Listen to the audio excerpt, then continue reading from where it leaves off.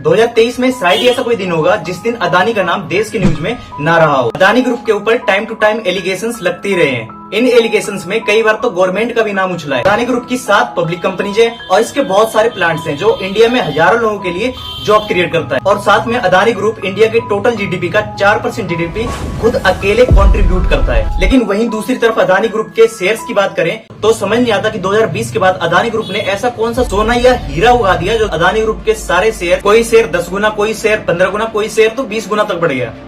जब कोरोना की वजह से 2020 में पूरे दुनिया की जीडीपी धरती पर थी तो उस समय अदानी के शेयर्स आसमान छू रहे थे। आखिर अदानी ग्रुप इतना कंट्रोवर्शियल क्यों है इंडिया में? क्यों अदानी ग्रुप पे हमेशा कोई न कोई आरोप लगाता ही रहता है? चलिए इस वीडियो में इन सारे फैक्टर्स को समझने की कोशिश करते हैं।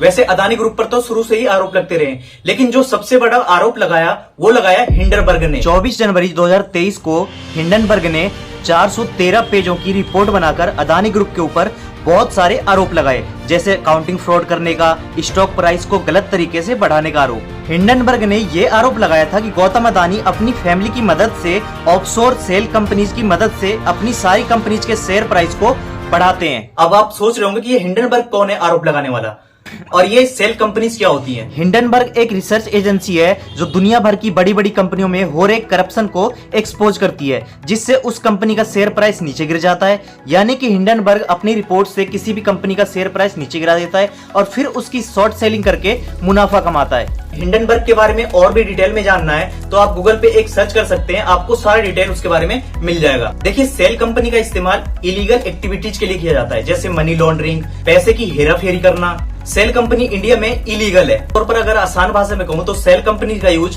मनी लॉन्ड्रिंग, पैसे की हेराफेरी, ब्लैक मनी को वाइट करने के लिए, इन सारी इलीगल एक्टिविटीज के लिए सेल कंपनी का यूज किया जाता है। हिंडनबर्ग के आरोप के 8 महीने के बाद एक और बड़ी एजेंसी जिसने अदानी ग्रुप पर सेम ही आरोप लगाया, OCCRP the Organized Crime and Corruption Reporting Project ने गौतम अदानी पर फ्रेश एलिगेशंस लगाए हैं।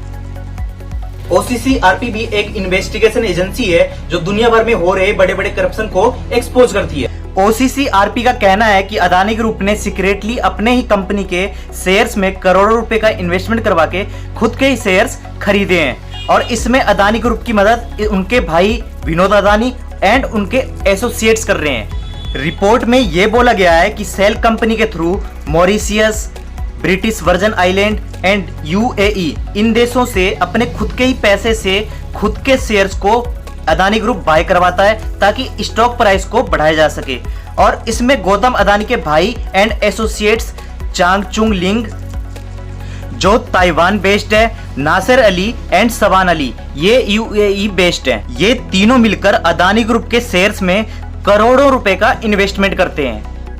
अगर आसान भाषा में कहूं तो अदानी ग्रुप इन तीनों को करोड़ों रुपए देता है और फिर इन्हीं पैसों से खुद के शेयर को ही बाय करवाता है ताकि शेयर प्राइस को मैनिपुलेट किया जा सके और बढ़ाया जा सके।